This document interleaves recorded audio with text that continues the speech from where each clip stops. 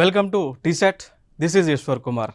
ఈ వీడియోలో మనం కరెంట్ అఫైర్స్ నవంబర్ 2024లో జరిగిన జాతీయ అంశాలను డిస్కస్ చేసుకోబోతూ ఉన్నాం. So let us start. So చూసుకున్నట్లయితే ఇక్కడ యునైటెడ్ అరబ్ ఎమిరేట్స్ అనేటువంటి ఒక దేశంలో మన భారతదేశానికి చెందినటువంటి రాజ్యాంగం ఏదైతే ఉందో దాని యొక్క రెప్లికాని, నథింగ్ బట్ ఒరిజినల్ డాక్యుమెంట్ అయితే కాదు, దాని యొక్క డూప్లికేట్ డాక్యుమెంట్ని వీరు ఇక్కడ ప్రదర్శించడం జరిగింది. అట్లా న్యూస్లో ఉంది.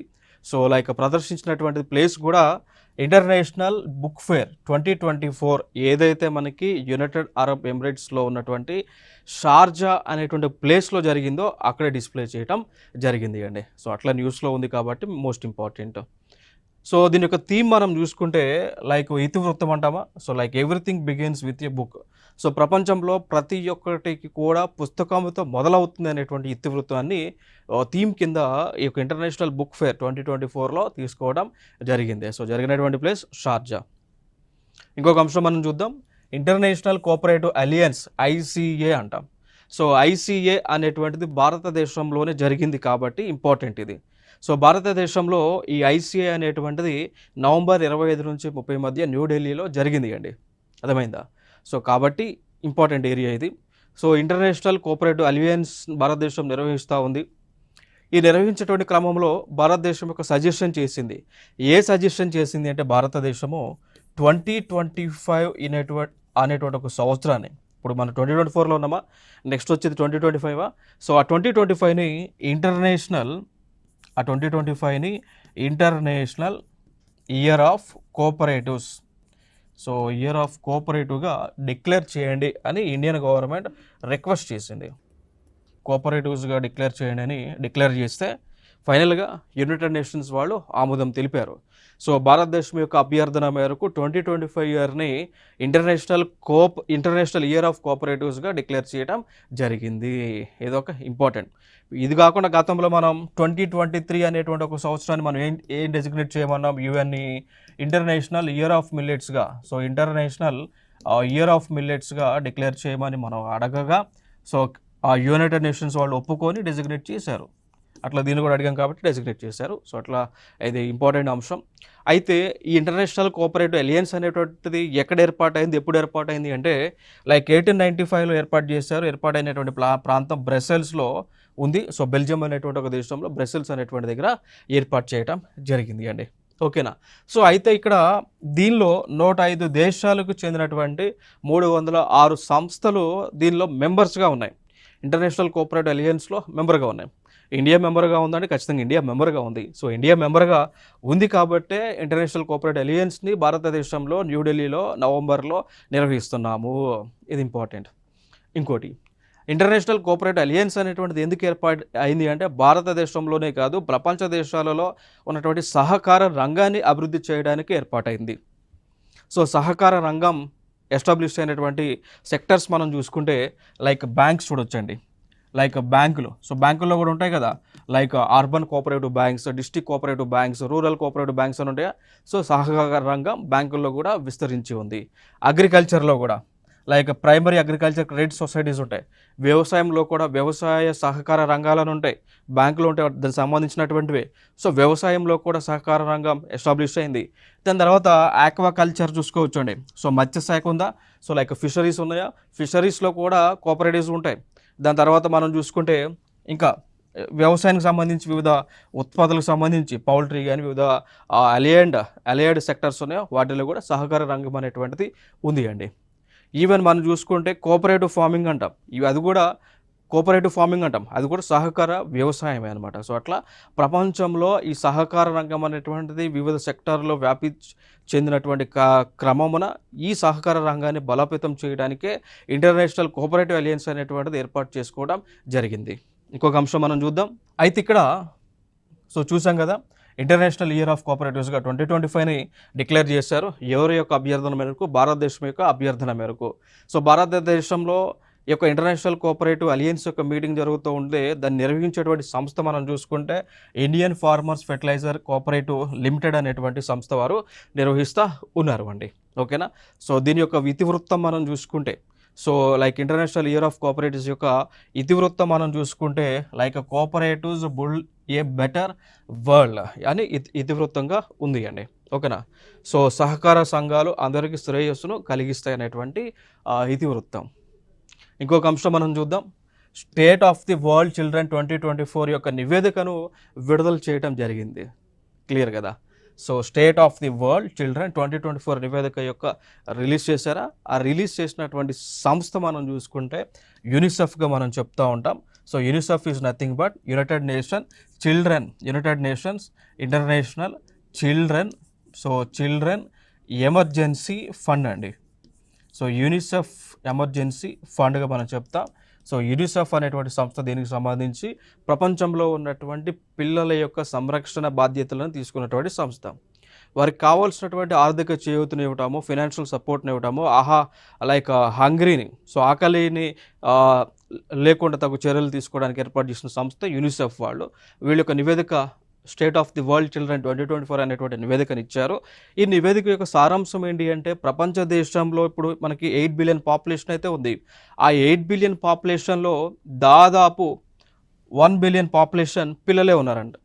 అర్థమైందా. ఇప్పుడు వాళ్ళు ఏం చెప్తా ఉన్నారు, 8 బిలియన్ పాపులేషన్ ఉంది అండి మన ప్రపంచంలో.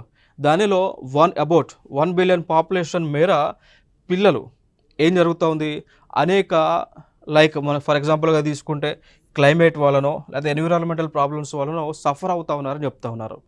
So state of the world children 2024 యొక్క నివేదిక సారాంశం ఏంటి అంటే, more than 1 billion people climate change వలన, పర్యావరణంలో సంక్రమించేటువంటి ముప్పు వలన ప్రమాదానికి గురవుతా ఉన్నారని ఈ యొక్క నివేదిక యొక్క సారాంశం చెప్తా ఉంది. దానితో పాటు పిల్లలు మరణిస్తూ ఉన్నారు. దానికి గల కారణాలు ఏంటి అంటే, వివిధ దేశాలలో జరుగుతున్నటువంటి వార్ క్రైమ్స్ కావచ్చు, యుద్ధాలు కావచ్చు. ఓకేనా. సో యుద్ధాలు కావచ్చు, వార్ క్రైమ్స్ కావచ్చు, దాంతోపాటు చైల్డ్ లేబర్ అంటాం. ఓకేనా. సో బాల కార్మికులు కావచ్చు. ఈ బాల కార్మికులు అనేటువంటి వారు వివిధ ప్రొహిబిటెడ్ ఇండస్ట్రీస్లో పని చేస్తున్నటువంటి సందర్భాన మరణాలు కూడా సంభవిస్తున్నాయి అనేటువంటి సారాంశాన్ని ఈ నివేదికలో పొందుపరచడం జరిగింది అండి. ఓకేనా. సో ఇది ఇక్కడ ఇంపార్టెంట్గా మనం గుర్తుపెట్టుకోవాల్సిన అంశం.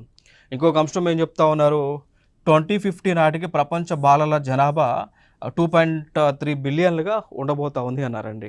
అర్థమైందా. సో రాబోయే 2050 కల్లా ప్రపంచంలో ఉన్నటువంటి పిల్లల యొక్క పాపులేషన్ 2.3 బిలియన్స్. అర్థమైందా. సో ఇది ఉండబోతా ఉందని వాళ్ళు స్పష్టం చేస్తూ ఉన్నారు. అయితే ప్రపంచంలోనే అత్యంత ఎక్కువగా బాలల యొక్క జనాభా కలిగినటువంటి దేశం ఏ దేశమో చెప్తారా, మన భారతదేశమే. మనకి చదివినా తెలిసినా తెలకపోయినా ఈజీగా చెప్పవచ్చు. ఎందుకంటే ప్రపంచంలోనే హైయెస్ట్ పాపులేషన్ కలిగినటువంటి దేశం భారతదేశం. 142 కోట్ల పైగా జనాభా కలిగాం మనం. 2023 యొక్క నివేదిక ప్రకారం, అంటే 2023లో వరల్డ్ పాపులేషన్ రిపోర్ట్ రిలీజ్ చేశారు. ఆ నివేదిక ప్రకారం ఏంటి అంటే, ప్రపంచంలోనే అత్యంత జనాభా కలిగినటువంటి దేశం భారతదేశం. గతంలో చైనా ఫస్ట్ ప్లేస్లో ఉండేది, ఇప్పుడు మనం దాన్ని క్రాస్ చేసి మన ఫస్ట్ ప్లేస్లోకి వెళ్ళామన్నట్టు. సో ఓవరాల్గా పాపులేషన్ ఫస్ట్ ప్లేస్లో ఉన్నాం కాబట్టి పిల్లల యొక్క పాపులేషన్లో కూడా ఫస్ట్ ప్లేస్లోనే ఉన్నాం. సో ఇదొక అంశాన్ని మనం గుర్తుపెట్టుకోవాలి. ఇక దాని తర్వాత ఇంకొక అంశం ఏంటి, ఏం చెప్తా ఉన్నారు, ఓవరాల్గా ఇప్పుడు ఫర్ ఎగ్జాంపుల్ చైనా కానీ, అంటే ఇండియా, నైజీరియా, పాకిస్తాన్. సో ఈ 3 దేశాల్లో ఉన్నటువంటి పిల్లల యొక్క పాపులేషన్ మనం కనుక క్యాలిక్యులేట్ చేస్తే, ఆ పాపులేషన్ ప్రపంచంలో 1/3 పాపులేషన్ ఈ 4 దేశాల్లోనూ ఉంటుందన్నారు. ఇప్పుడు 100% పాపులేషన్ ప్రపంచం మొత్తం అనుకుంటే, కేవలం ఈ 4 దేశాల్లో ఉన్నటువంటి పాపులేషన్ 1/3, నథింగ్ బట్ 33% ఉంటుందని అంటున్నారు. 33% ఉంటుందని స్పష్టం చేస్తూ ఉన్నారు అండి. ఓకే. సో ఇది నివేదిక యొక్క సారాంశం. ఇవన్నీ కూడా ఆల్రెడీ నేను ఇంకొక అంశం ఏంటి, ఇక్కడ 2021లో చిల్డ్రన్ క్లైమేట్ రిస్క్ ఇండెక్స్ని విడుదల చేశారు. 2021లో ఈ యొక్క ఇండెక్స్ యొక్క సారాంశం ఏంటి, ఏం చెప్తా ఉంది, భారతదేశం యొక్క ర్యాంక్ 26 అవుట్ ఆఫ్ 163 కంట్రీస్లో. ఓకే. సో ఇదొక రిపోర్ట్ ఇది. దాని తర్వాత NCQG న్యూస్లో ఉంది. సో NCQG అంటే ఏంటి అంటే న్యూ కలెక్టివ్ క్వాంటిఫైడ్ గోల్గా మనం చెప్పుకోవచ్చు అండి. New collective quantified goal is nothing but it is a fund. Clear కదా. ఇది ఒక ఫండ్ అండి. సో ఇదొక నిధి అన్నమాట. ఇదొక నిధి. మరి ఈ నిధిలోకి డబ్బులు ఎవరు వేస్తారు అంటే, ఏ దేశాలు అయితే పొల్యూషన్ క్రియేట్ చేస్తూ ఉన్నటువంటి దేశాలు ఉన్నాయో, సాధారణంగా ప్రపంచంలో పొల్యూషన్ ఎక్కువగా క్రియేట్ చేసేటువంటి దేశాలు డెవలప్డ్ కంట్రీస్ అండి. ఓకేనా. సో డెవలప్డ్ కంట్రీస్ ఏం చేస్తాయి, ఫండ్ని డబ్బులను ఈ ఫండ్ బాక్స్లోకి వేస్తాయి. ఇది ఒక డబ్బా పెట్టనుకోండి, దీనిలోకి వేస్తాయి అన్నట్టు, డబ్బులని దీంట్లోకి వేస్తాయి. ఈ డెవలప్డ్ కంట్రీస్ వేసినటువంటి డబ్బులు ఎవరు యూజ్ చేసుకోవాలి, ఏ దేశాలు అయితే పొల్యూషన్ వల్ల నష్టపోతున్నటువంటి దేశాలు ఉన్నాయో, ఫర్ ఎగ్జాంపుల్గా తీసుకుంటే డెవలపింగ్ కంట్రీస్, అభివృద్ధి చెందుతున్నటువంటి దేశాలు, అభివృద్ధికి అంచులో కూడా లేనటువంటి దేశాలు, దాన్ని అండర్ డెవలప్డ్ నేషన్స్ అని అంటాం. ఓకేనా. సో ఈ దేశాలు ఆ డబ్బులను ఉపయోగించుకోవచ్చు. క్లియర్ కదా, అవునా కదా, అర్థమైందా. So developed countries pollution create చేస్తున్నారు కాబట్టి వారు క్రియేట్ చేసిన పొల్యూషన్ ద్వారా మిగిలినటువంటి దేశాలు కూడా నష్టపోతున్నాయి. కాబట్టి అందుకోసం నష్ట నివారణ చర్యలలో భాగంగా ఈ డెవలప్డ్ కంట్రీస్ ఏం చేయాలంటే కొంత ఫండ్ని తీసుకొచ్చి డబ్బా పెట్టిలో పెడితే ఆ డబ్బాలో ఉన్నటువంటి డబ్బును తీసుకుపోయి ఈ developing countries, under developed countries ఉపయోగించుకోవాలి. ఏ విధంగా అంటే ఆ దేశంలో పొల్యూషన్ వల్ల నష్టపోయినటువంటి వ్యవస్థలను బలోపేతం చేయాలి. లైక్ గ్రీన్ ఎనర్జీని డెవలప్ చేయటము, రెన్యూబుల్ ఎనర్జీ ప్రాజెక్టులను ఏర్పాటు చేసుకోవటము, ఫాజిల్ ఫ్యూల్స్ బర్నింగ్ లేకుండా తగు చర్యలను తీసుకోవడం అనమాట. అర్థమైందా. సో అట్లా మరి ఎంత ఫండ్ని ఏర్పాటు చేయాలని టార్గెట్ పెట్టుకున్నారు అంటే ఇక్కడ చూడండి, ఇక్కడ 100 బిలియన్స్ మేర ఫండ్ని ఏర్పాటు చేయాలని టార్గెట్ పెట్టుకున్నారు. ఎప్పటికీ 2020కి అండి, 2020కి ఆ టార్గెట్ని పెట్టుకున్నారు. బట్ మరి ఈ $100 బిలియన్ మేర ఈ నిధిని ఈ డెవలప్డ్ కంట్రీస్ ఇచ్చాయా అంటే లేదండి, ఇవ్వలేదు. సో అందుకోసం ఇప్పుడు ఏదైతే మనకి ఈ కాన్ఫరెన్స్ ఆఫ్ పార్టీస్ 29 ఏదైతే బాకు అనేటువంటి ఒక దేశంలో జరుగుతూ ఉందో, ఏదైతే బాకు లేదా అజర్బైజాన్ అంటాం. ఓకే.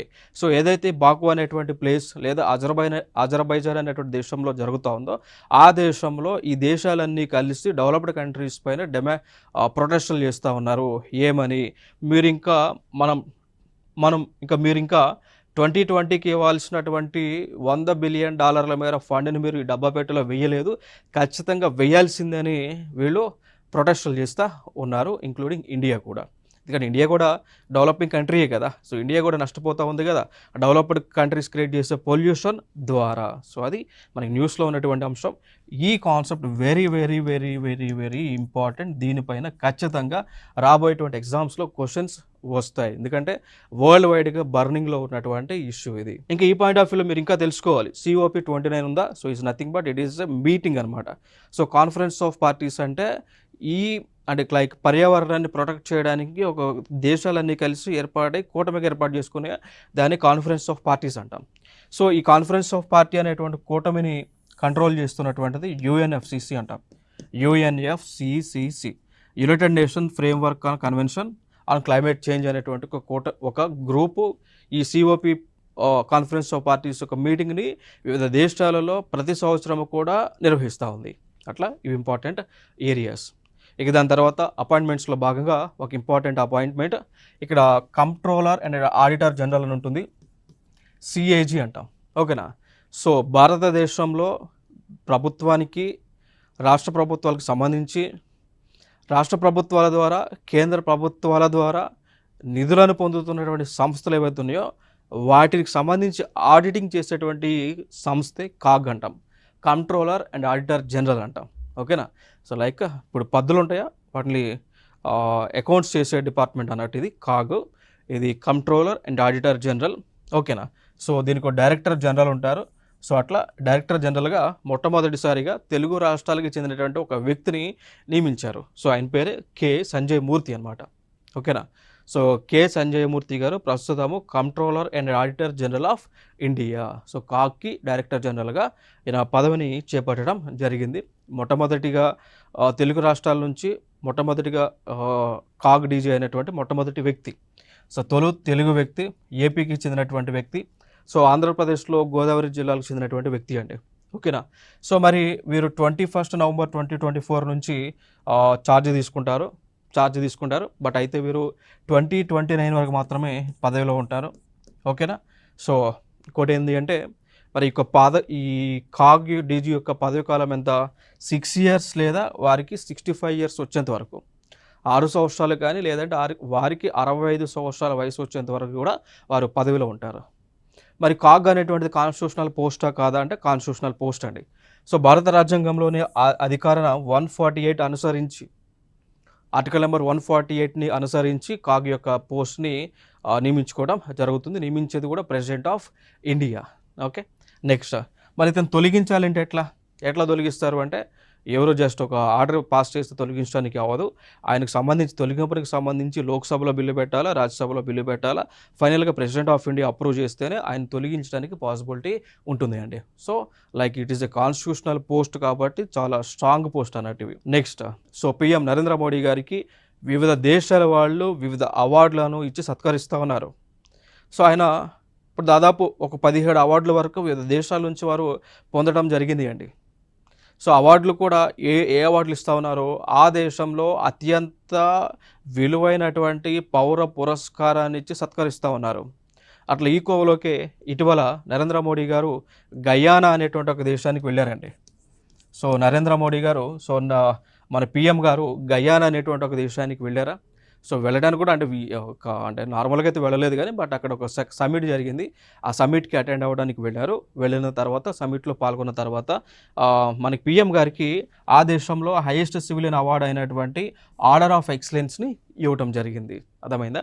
సో అట్లా ఇది న్యూస్లో ఉన్నటువంటి అంశం. ఓకేనా? సో ఇది వెరీ ఇంపార్టెంట్ ఇక్కడ. సో ఆర్డర్ ఆఫ్ ఎక్సలెన్స్ని ఇచ్చారు. ఇప్పుడు మొన్న టీజీపీఎస్సీ గ్రూప్ 3 ఎగ్జామ్ జరిగింది కదా 17వ తారీఖున. ఆ ఎగ్జామ్లో కూడా ఒక క్వశ్చన్ అడిగారు. ఏమని? రష్యా దేశము నరేంద్ర మోడీ గారికి the order of the Saint Andrew the apostle అనేటువంటి అవార్డుని ఇచ్చింది.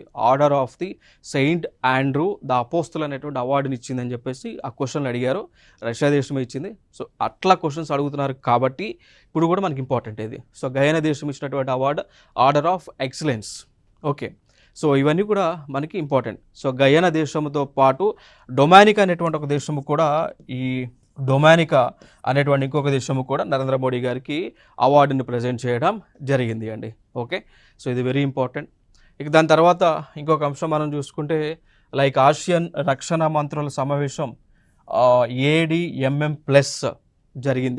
జరిగిన దానికి మన ఇండియా నుంచి రక్షణ శాఖ మంత్రి అయినటువంటి రాజ్నాథ్ సింగ్ గారు అటెండ్ అవ్వడం జరిగింది. క్లియర్ కదా? సో జరిగినటువంటి ప్లేస్ లావోపీడియార్లో జరిగిందా? సో 21 నవంబర్ 2024లో జరిగితే అటెండ్ అవ్వటం జరిగింది. సో లావోపీడియార్లో VMTN అనేటువంటి ఒక ప్లేస్లో జరిగింది. సో ADMM అంటాం. Okay, so Asian defence ministers meeting ఇది. సో ఆసియన్ గ్రూప్ ఏదైతే ఉందో ఈ గ్రూప్లో ఉన్నటువంటి దేశాలు ప్లస్ ఆసియన్ ప్లస్లో ఉన్నటువంటి దేశాల్లో ఉన్నటువంటి రక్షణ శాఖ మంత్రులు వీళ్ళందరూ కూడా కలిసి మీటింగ్ ఏర్పాటు చేసుకోవడం జరిగింది. మరి ఆసియన్ కూటమిలో ఇండియా మెంబర్గా ఉంది అంటే India is not a member of Asian. మరి లేనప్పటికీ కూడా ఎందుకు ఇండియా ఈ మీటింగ్లో అటెండ్ అయ్యారు అంటే ఆసియన్ ప్లస్లో ఇండియా ఉంది కాబట్టి. ఆసియన్ కూటమిలో ఇండియా లేదు, ఆసియన్ ప్లస్లో ఇండియా ఉంది. మరి ఆసియాలో ఉన్నటువంటి దేశాలు మనం చూసుకుంటే ఒకటి Myanmar, Lao PDR, Cambodia, Philippines, Indonesia, Vietnam, Brunei, Thailand, Malaysia, Singapore ఈ దేశాలు ఉన్నాయి. ఆసియన్ ప్లస్లో ఉన్నటువంటి దేశాలు మనం చూసుకుంటే like Australia, United States, India, South Korea, Japan, China, New Zealand, Russia. So ఫైనల్గా ఇండియా ఉంది కాబట్టి India had participated in to this ASEAN plus summit. Okay, that is important thing అండి. ఇంకొక అంశం మనం చూద్దాం. రైతులు పంట పొలాలను తగలబెడుతూ ఉన్నారు. కారణం ఏంటి? ఎక్కడ తగలబెడుతూ ఉన్నారు అంటే ఇక్కడ మనకి భారతదేశంలో హర్యానా, పంజాబ్ అండ్ యూపీ రాష్ట్రాలు ఏవైతే ఉన్నాయో ఈ రాష్ట్రాలలో రైతులు పంట పొలాలను తగలబెడుతూ ఉన్నారు. దానికి గల కారణం ఏంటి అంటే ఇక్కడ ఈ రాష్ట్రంలో ఉన్నటువంటి ప్రజలు వరిని పండిస్తారు. ఓకేనా? సో ప్యాడీ అంటాం కదా. సో వరిని పండిస్తూ ఉంటారు. ఈ వరిని ఎప్పుడు పండిస్తారు వీళ్ళు? లైక్ వాళ్ళే కాదు మనమైనా కూడా పండిస్తూ ఉంటామా? సో ఇప్పుడు ఖరీఫ్ సీజన్లో కదా. సో జూన్ నెల ఖరీఫ్ ఎప్పుడు స్టార్ట్ అవుతుంది? జూన్ నెలలో స్టార్ట్ అవుతుంది. సో జూన్ నెలలో ఖరీఫ్ సీజన్ స్టార్ట్ అయిన సమయంలో వరిని పండిస్తారు. సో ఈ పంట ఎప్పటి వరకు ఉంటుంది అంటే దీని మళ్ళీ కోతలు ఎప్పుడు వస్తాయి? హార్వెస్టింగ్ సీజన్ ఎప్పుడు వస్తుంది అంటే జూన్లో పంట వేస్తే ఇప్పుడు వరి వేసామనుకోండి, వరి యొక్క పంట కాలము అన్ యావరేజ్గా 90 నుంచి 120 రోజులు ఉంటుంది. అంటే అది వరిలో ఉన్నటువంటి రకాన్ని బట్టి. ఓకేనా. సో లైక్ సాము మసూరియన్ రైస్ ఉంటుంది, కర్నూలు రైస్ ఉంటుంది, లేదా 20-67 అని రకరకాల మనకి రైస్లో టైప్స్ ఉంటాయి. ఓకేనా. సో అది టైప్ని బేస్ చేసుకొని పంట ఉంటుంది. ఒకటి 90 రోజులకే మనకి పంట చేతికి వస్తుంది, ఒకటి 120 రోజులు ఉంటుంది. ఓకేనా. సో అయితే ఇక్కడ ఈ ఖరీఫ్ సీజన్ జూన్లో ప్రారంభమైతే జనరల్గా ఈ కోతలు అనేటువంటివి అక్టోబర్ నెలలో వస్తుంది. సో అక్టోబర్ నెలలో కోతలు వచ్చేస్తాయి. దాని తర్వాత నెక్స్ట్ సీజన్ ఎప్పుడు స్టార్ట్ అవుతుంది? రబీ సీజన్ స్టార్ట్ అవుతుంది. సో ఇన్ జనరల్గా వీళ్ళు ఏం చేస్తారు, జూన్లోనేమో రైస్ను పండిస్తే రబీ సీజన్లోనేమో వీటిని పండిస్తారు, గోధుమలని పండిస్తారు. ఈ రబీ సీజన్ ఎప్పుడు స్టార్ట్ అవుతుంది? మళ్ళీ అక్టోబర్లో మొదలుకొని అంటే ఈ ఖరీఫ్ హవాంలోనే రబీ స్టార్ట్ అవుతుంది కదా. అంటే ఖరీఫ్కి రబీకి గ్యాప్ అనేటువంటి తక్కువగా ఉంది కదా. సో అందుకోసం ఈ రైతులు, ఈ పంజాబ్, హర్యానా, యూపీలో ఉన్నటువంటి రైతులు ఏం చేస్తున్నారంటే ఈ పంటని ఇప్పుడు ఏదైతే పంట నూర్చిన తర్వాత ఆ బియ్యం గింజలు ఏవైతే వడ్ల గింజలు ఏవైతే ఉన్నాయో అవన్నీ తీసుకున్న తర్వాత ఈ గడ్డి మిగులుతుందా, ఆ గడ్డిని ఏం చేస్తున్నారు, పొలంలో పెట్టి తగలబెట్టేస్తూ ఉన్నారు. మరి ఆ గడ్డిని పొలంలోనే తగలబెట్టడం వల్ల ఏం జరుగుతూ ఉంది అంటే ఈ గడ్డి అంతా కూడా బూడిద రూపంలో గాలిలో కలుస్తూ ఉంది. గాలిలో కలిసి అక్కడ నుంచి గాలుల ద్వారా ఈ బూడిదంతా కూడా ఢిల్లీ కేంద్రపాలిత ప్రాంతానికి వెళ్తూ ఉంది. సో ఢిల్లీ కేంద్రపాలిత ప్రాంతానికి వెళ్ళి అక్కడ ఏం జరుగుతూ ఉంది, ఢిల్లీలో విపరీతమైనటువంటి కాలుష్యాన్ని పెంచుతూ ఉంది అండి. అర్థమైందా? ఇప్పుడు ఈరోజు మొన్న న్యూస్ పేపర్స్లో మనం చూస్తే ఢిల్లీలో ప్రజలు చనిపోతూ ఉన్నారు కాలుష్యం వలన. యాక్సిడెంట్ జరుగుతూ ఉంది, రోడ్లకు అసలు కనిపించడం లేదు, స్కూల్స్కి సెలవులు ఇచ్చున్నారు. ఎందుకు ఇదంతా కూడా ఎందుకు జరుగుతూ ఉంది? ఈ యూపీ, హర్యానా ఈ రాష్ట్రంలో రైతులు తగలబెట్టినటువంటి పంట ఏదైతే ఉందో అది బూడిద రూపంలో మారి ఢిల్లీ ప్రాంతానికి వచ్చి, ఢిల్లీలో ఆల్రెడీ చల్లగా ఉంటుంది కాబట్టి ఢిల్లీలో ఆల్రెడీ మంచు పడుతూ ఉంది. సో ఆ మంచు ఈ బూడిద కలిసి స్మోక్ రూపంలో మారిపోయి ఏం చేస్తూ ఉంది, ప్రజలకు హానికరంగా మారుతూ ఉంది, ఎక్కువ పొల్యూషన్ అనేటువంటిది ఉంటా ఉంది అండి. ఓకేనా. సో అట్లా ఇవన్నీ కూడా న్యూస్లో ఉన్నటువంటి అంశాలు. సో దానికి సంబంధించి పొల్యూషన్ లేకుండా ఉండే విధంగా తగు చర్యలను తీసుకోవడానికే మనకి ఈవెన్ కేంద్ర ప్రభుత్వం కూడా కమిషన్ ఫర్ ఎయిర్ క్వాలిటీ మేనేజ్మెంట్ని ఏర్పాటు చేయడం జరిగింది అండి. ఓకేనా. So commission for air quality management అనేటువంటి ఒక సంస్థని కేంద్ర ప్రభుత్వం ఏర్పాటు చేసింది. వీరి యొక్క విధులు ఏంటి అంటే ఈ ప్రాంతంలో ఉన్నటువంటి రైతులు ఆ గడ్డిని తగలబెట్టకుండా వివిధ చర్యలను తీసుకునేటువంటి ఉద్దేశంతో. ఓకే. నెక్స్ట్ అంశం మనం చూద్దాం. ఇంకొక అంశం మనకి న్యూస్లో ఉంది. ఇక్కడ బిన్నర్ స్పేస్ ప్రోగ్రామ్ న్యూస్లో ఉంది. సో బిన్నర్ స్పేస్ ప్రోగ్రామ్ క్లియర్ కదా ఇక్కడ వరకు. ఏ దేశానికి చెందింది? ఆస్ట్రేలియా దేశానికి చెందినటువంటి శాటిలైట్లు అన్నట్టు. ఓకేనా. సో దీన్ని డెవలప్ చేసింది ఎవరు? కర్టన్ యూనివర్సిటీ ఉంటుంది లైక్ ఆస్ట్రేలియాలోనే, వారే దీన్ని డెవలప్ చేయడం జరిగింది. మరి ఈ యొక్క బిన్నర్ స్పేస్ ప్రోగ్రామ్ యొక్క ముఖ్య ఉద్దేశం ఏంటి అంటే సూర్యుడి పైన పరిశోధనలు చేయడానికి. ఇప్పుడు సూర్యుడి చుట్టూ కూడా ఈ సోలార్ కరోనా అనేటువంటిది ఉంటుందండి. అర్థమైందా? సూర్యుడి చుట్టూ ఒక లేయర్ ఉంటుంది, కరోనా అనేటువంటి ఒక లేయర్ ఉంటుందా. సో ఆ లేయర్ పైన జరిగేటువంటి పరిశోధనలు చేయడానికే ఈ ప్రాజెక్ట్ని లాంచ్ చేయడం జరిగింది ఆస్ట్రేలియా ప్రభుత్వము. అర్థమైందా? సో దాంతోపాటు ఈ సూర్యుడిలో జరిగేటువంటి కొన్ని క్రియలు ఉన్నాయి, లైక్ న్యూక్లియర్ ఫ్యూజన్ అంటాం. ఓకేనా. సో సూర్యుడిలో మనకి ప్రాసెస్ ఏం జరుగుతుంది, న్యూక్లియర్ ఫ్యూజన్ అనేటువంటి ప్రాసెస్ ఏదైతే జరుగుతూ ఉందో, నథింగ్ బట్ హైడ్రోజన్ అనేటువంటిది ఇంకొక హైడ్రోజన్ కలిసి బొంబార్డింగ్ అయ్యి హై అమౌంట్ ఆఫ్ ఎనర్జీని రిలీజ్ చేస్తూ ఉంటుందో. ఓకేనా. So hydrogen plus hydrogen two atoms రెండు కూడా బొంబార్డింగ్ అయ్యి హై అమౌంట్ ఆఫ్ ఎనర్జీ అనేటువంటిది రిలీజ్ చేస్తూ ఉందో, ఈ ప్రాసెస్ని స్టడీ చేయడానికే ఈ యొక్క బిన్నర్ స్పేస్ ప్రోగ్రామ్ని ఆస్ట్రేలియా వాళ్ళు లాంచ్ చేయడం జరిగింది. మరి ఇట్లాంటి ప్రోగ్రామ్ ఇండియా లాంచ్ చేస్తూ ఉంది అంటే చేసిందండి. ఆల్రెడీ ఇండియన్ గవర్నమెంట్ కూడా ఆదిత్య L1 అనేటువంటి ఒక ప్రోగ్రామ్ని మనము లాంచ్ చేసుకోవడం జరిగింది. సో ఆదిత్య L1ని మనం లాంచ్ చేసాం, సక్సెస్ అయ్యాం కూడా. ఇక్కడే చూడొచ్చు, ఈ సూర్యుడికి పైన ఉన్నటువంటి లేయరే ఈ కరోనా అనేటువంటి లేయర్. సో ఈ సూర్యుడి నుంచి మనకి ఈ సోలార్ ఫ్లేర్స్ వస్తూ ఉంటాయి. అదేవిధంగా సూర్యుడి నుంచే ఈ సోలార్ విండ్స్ అనేటువంటివి కూడా వస్తూ ఉంటాయండి. అర్థమైందా? సో సోలార్ ఫ్లేర్స్ వస్తాయి, సోలార్ విండ్స్ కూడా సూర్యుడి నుంచి మనకి ఎమిట్ అవుతూ ఉంటాయి. అట్లా ఇవి ఇంపార్టెంట్ చూడవచ్చు. దానికి సంబంధించిన పిక్చర్ ఇదంతా కూడా. సో సన్కి అవుటర్ లేయర్ కరోనా అని పిలుస్తాం, కొంచెం లోపలికి క్రోమోస్ఫియర్ ఉంటుంది, ఇంకా కొంచెం లోపల చూసుకుంటే ఇది ఇన్నర్ కోర్ ఏరియా, సూర్యుడి యొక్క కోర్ ఏరియా. నెక్స్ట్ క్లౌడ్ సీడ్కి సంబంధించి సో క్లౌడ్ సీడింగ్కి సంబంధించి న్యూస్లో ఉన్నటువంటి అంశం మనకి ఒకటి ఉంది. సో అది మనం చూసుకున్నట్లయితే లైక్ ఇక్కడ మనం చూసుకుంటే అసలు క్లౌడ్ సీడింగ్ అంటే ఏంటి, మేఘో మదనం అంటాం తెలుగులో. సో క్లౌడ్ సీడింగ్ వల్ల ఏం జరుగుతుంది, మనకి ఆర్టిఫిషియల్గా రెయిన్ అనేటువంటిది వస్తుంది. అక్కడ వర్షం పడేటువంటి సిచ్యువేషన్ లేకపోయినా కానీ ఈ క్లౌడ్ సీడింగ్ టెక్నాలజీ వల్ల వర్షం అనేటువంటిది మనం క్రియేట్ చేస్తాం, రప్పించేటువంటి కార్యక్రమం చేస్తాం.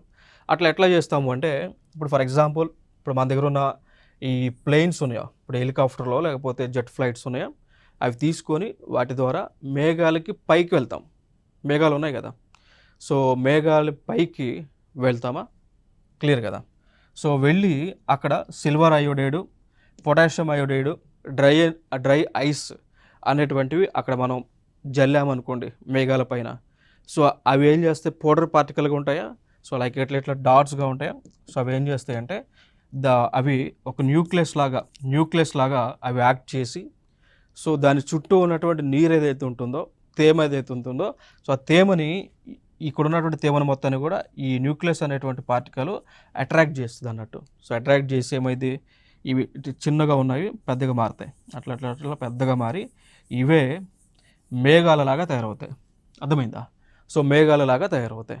సో వన్స్ ఈ మేఘాల యొక్క సైజ్ అనేటువంటిది పెద్దగా అయింది అనుకోండి, భూమికి ఉన్నటువంటి గురుత్వాకర్షణ శక్తి వల్ల ఈ పెద్దగా అయినటువంటి మేఘాలు ఈజ్ నథింగ్ బట్ దీంట్లో ఉండేది నీరు కదా, వాటర్ కదా. సో పెద్దగా అయిన తర్వాత భూమికి ఉన్నటువంటి గురుత్వాకర్షణ శక్తి వల్ల నేలపైకి వర్ష రూపంలో వస్తుంది అన్నట్టు. సో దాన్నే ఆర్టిఫిషియల్ రెయిన్గా మనం పిలుస్తూ ఉంటాం. సో ఈ టెక్నాలజీని మనం ఏమంటాము, క్లౌడ్ సీడింగ్ అనేటువంటి టెక్నాలజీ పిలుస్తూ ఉంటామండి. ఓకేనా. సో ఇట్లా ఇప్పుడు ఎందుకు న్యూస్లో ఉంది అంటే మన భారతదేశ ప్రభుత్వం దీనికి సంబంధించి భారతదేశంలో వివిధ రాష్ట్రాల్లో వర్షం రావడానికి, అదేవిధంగా పొల్యూషన్ని కూడా తగ్గించడానికి డెవలప్ చేయమని ఆర్డర్స్ని ఇవ్వటం జరిగింది. ఇప్పుడు ఈవెన్ ఢిల్లీలో కూడా మనకు విపరీతమైనటువంటి పొల్యూషన్ ఉందా. సో పొల్యూషన్ ఉన్నప్పుడు ఈ క్లౌడ్ సీడింగ్ ద్వారా వర్షం మనం ఆర్టిఫిషియల్ రెయిన్ కనుక రప్పించామనుకోండి, అప్పుడు ఈ మనకి పర్యావరణంలో ఉన్నటువంటి డస్ట్ అంతా కూడా నేలపైకి వచ్చేస్తుంది కదా. సో అట్లా పొల్యూషన్ తగ్గుతుందా, ఆ కోవలోనే దీన్ని డెవలప్ చేయమని కూడా ఇండియన్ గవర్నమెంట్ ఆర్డర్స్ అనేటువంటివి ఇవ్వడం జరిగింది. గతంలో అడిగినటువంటి క్వశ్చన్స్ ఏంటి అంటే క్లౌడ్ సీడింగ్లో ఉపయోగించేటువంటి కెమికల్స్ ఏంటి. ఒకటి సిల్వర్ అయోడైడ్, సో AgI అంటాం సిల్వర్ అయోడైడ్. 2 పొటాషియం అయోడైడ్, దాన్ని KI అంటాం. దాని తర్వాత డ్రై ఐస్ అంటాం, nothing but carbon dioxide. So solid carbon dioxide అనమాట ఇది. ఓకే. సో వీటిని ఉపయోగిస్తాం క్లౌడ్ సీడింగ్లో. సో వరల్డ్ ఫిషరీస్ డే ప్రతి సంవత్సరం కూడా మనం నవంబర్ 21న జరుపుతూ ఉంటాం. మొట్టమొదటిసారిగా 1997లో మనం స్టార్ట్ చేయడం జరిగింది. సో అంటే ఎందుకు మరి నవంబర్ 21ని ఇక వరల్డ్ ఫిషరీస్ డేని జరుపుతున్నాము అంటే భారతదేశంలో ఈ వరల్డ్ ఫిషరీస్ ఫోరం జరిగింది కాబట్టి, అందుకోసం ఈ రోజున జరిగింది కాబట్టి, సో ఈ రోజునే వరల్డ్ ఫిషరీస్ డేగా సెలబ్రేట్ చేయాలని మనం డెసిషన్ తీసుకున్నాం. అయితే ఇంకోటి, భారతదేశము 3వ అతిపెద్ద చేపల ఉత్పత్తి దేశంగా ఉంది. 2వ అతిపెద్ద ఆక్వాకల్చర్ దేశంగా కూడా మన భారతదేశం ఉంది. దాదాపు 30 లక్షల మంది పైగా ఈ యొక్క చేపల పెంపకం పైన, మత్స్య సంపద పైన వీళ్ళు ఏం చేస్తున్నారు, డిపెండ్ అవ్వడం జరిగింది. ఓకేనా. సో ఇవి ఫైనల్గా మనకి సంబంధించిన కరెంట్ అఫైర్స్. సో నెక్స్ట్ వీడియోలో సరికొత్త అంశాలతో మీ ముందుకు రావడం జరుగుతుంది. Thank you so much.